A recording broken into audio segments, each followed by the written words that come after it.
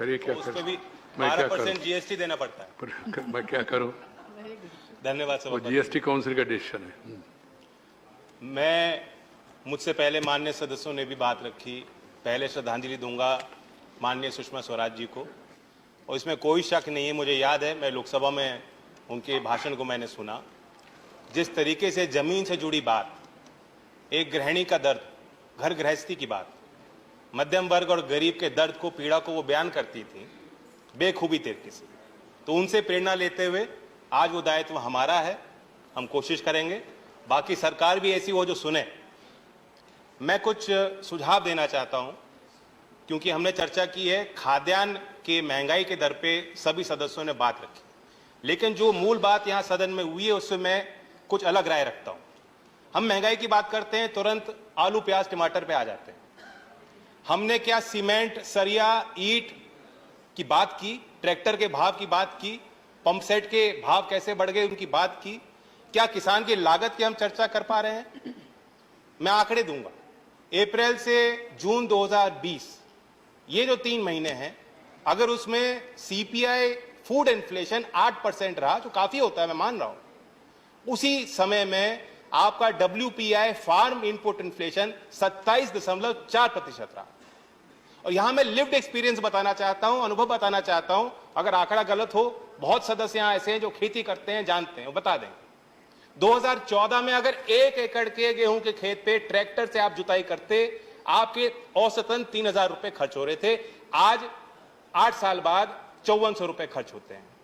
1 एकड़ के धान की खेती आप करते, 300 रुपए का बीज आ जाता था, अब 600 रुपए लग रहे हैं। आपके खाद और दवाई पे अगर 3000 रुपए 2014 में खर्च हो रहे थे 1 एकड़ के धान की खेती करने वाले किसान के लिए, आज 6000 रुपए तक वो आंकड़ा पहुंच गया। तो हमसे महंगाई की बात करें, ठीक है, टॉप है, आपने स्कीम बनाई, 2018 में 500 करोड़ दिए। सवाल बनता है कि उस संसाधन का क्या प्रयोग हुआ? क्या हमने खाद्य प्रसंस्करण की इंडस्ट्री को, फूड प्रोसेसिंग को बढ़ावा दिया है? क्या ये सच्चाई नहीं है? क्या टॉप टोमेटो से शुरू होता है, टमाटर से शुरू होता है, टमाटर के प्रोसेसिंग पे आप 12% जीएसटी वसूलना चाहते हो?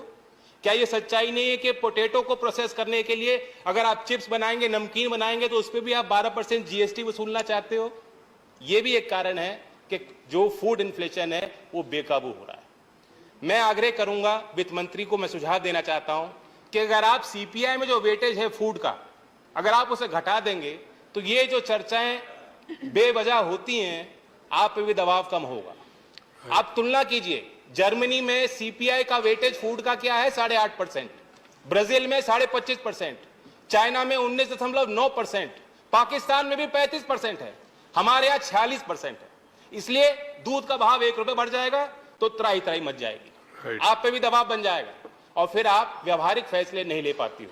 हमने देखा है, दुनिया ने देखा, कॉमर्स मिनिस्ट्री डेलीगेशन तैयार कर रहा था, एक्सटर्नल अफेयर मिनिस्ट्री पीएम को ब्रीफ कर रहे थे, प्रधानमंत्री यूरोप में कह रहे थे कि हम दुनिया का पेट भरेंगे, गेहूं का निर्यात करेंगे, और कुछ ही दिन में आपने निर्यात पर प्रतिबंध लगा दिया। ऐसे फैसले ना हो, इसलिए मेरी मांग है। दूसरी बात, मैं अभी कंक्लूड कर रहा हूं, मेरी सहानुभूति है वित्त मंत्री जी के साथ, क्योंकि जब से वो आई हैं वो मजबूर होकर क्राइसिस मैनेजमेंट मोड में उन्होंने काम किया, लेकिन हमें सिनेरियो प्लानिंग करनी चाहिए, भविष्य की प्लानिंग योजना हमें बनानी होगी। मैं पूछना चाहता हूं, आज मॉनसून डेफिशिएंसी है उत्तर प्रदेश में, बिहार में, झारखंड में जितनी औसतन बारिश होती थी नहीं हुई। 23% धान की बुआई उत्तर प्रदेश में कम हुई है। क्या वहां के कृषि मंत्री विभाग ने कोई मीटिंग ली है? क्या आपने उनके साथ बैठक ली है? क्या आप उनके साथ बैठक लेंगी? उसका जवाब मैं आपके उत्तर में जानना चाहूंगा। और अंततः जो आम आदमी कहता है उसके पास सारी चीजों का समाधान है। मैं बताना चाहता हूं कि एक आम आदमी ने मुझे कहा कि आप सदन में जा रहे हैं, चर्चा करेंगे, वहां ये समाधान दे दीजिए ना। मैंने पूछा क्या समाधान है?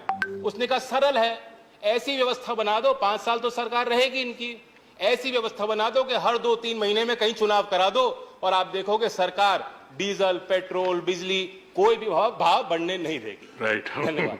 राइट। इन्होंने कोई राजनीति किया नहीं, सुझाव दिया, आप उसको स्वीकार करेंगे ना करेंगे अलग बात है। ऐसी चर्चा ऐसी होना चाहिए सचमुच में। Shri Suresh Reddy, 2 minutes, Suresh Reddy. Sorry to Suresh. Yes, sir. Chairman, sir, I do understand your predicament, sir, but at the same time, we are a seven-member party, and my name was on the listed business today, sir. But, of course, there was a communication gap between us and the table, which resulted in the name not being there, sir. But nevertheless, sir, I'll